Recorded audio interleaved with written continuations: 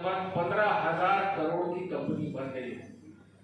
तो ऐसा नहीं है। और वो क्या करते हैं कि कितने किसानों को इतना सहूलियत हो गया कि उसके कोल्ड चेन बना के रखे हैं कि आपको होता है कि मान लीजिए आप खूंटी या लातेहार या हजारीबाग या कहीं भी कोई या चाबासा या कहीं भी आपको बहुल क्षेत्र में रहते हैं और आपको सब्जी भेजना है कलकत्ता, दिल्ली, आपको खुशी होगा कि कुछ हम लोग के भाई लोग हैं जमशेदपुर सिंहभूम से जो कि आज के दिन में दुबई भेज रहे हैं सब्जी।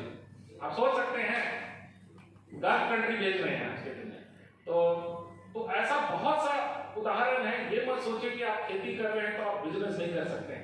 खेती को खेती जैसा मत सोचिए कि खा पी लिए इतना हो गया, घर के लिए हो गया, होते हैं ना, सबसिस्टेंस लिविंग नहीं रखना है हम लोग को उसको एक सोचना है कि इसको हम बिजनेस का प्रारूप कैसे दें।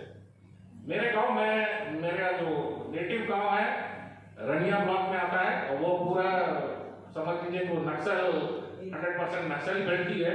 लेकिन वहां पर मेरे चाचा लोग इतने मतलब मेहनती हैं, इतने ही हैं कि वो लोग आज के दिन में सब्जी उगा करके वो लोग बहुत कुछ कर लिए, मतलब कि उनके पास कोई चीज का कमी नहीं है।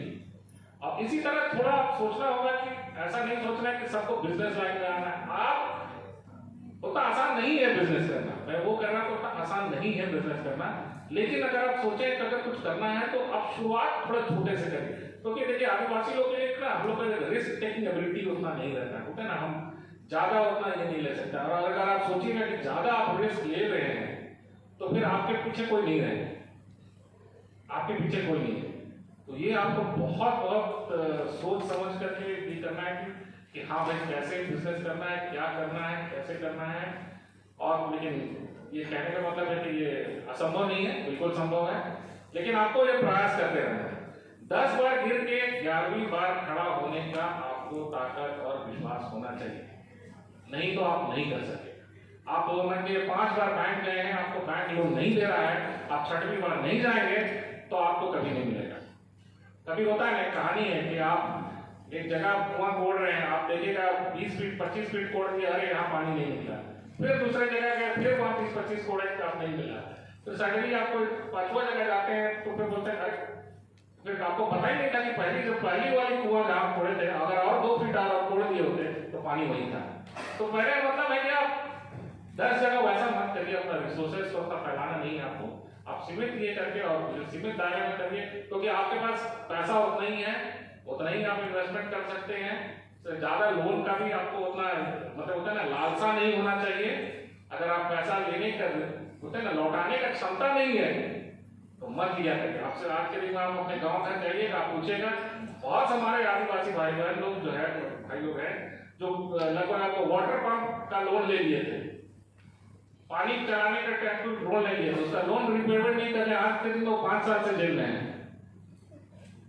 तो कहने का मतलब है कि एनपीए होना बोलते हैं, बिल्कुल डिफॉल्टर होना भी एक गलत ये हो जाता है। आप चाहिए नहीं चाहिए, लेकिन होता है बिजनेस उतना आसान नहीं है।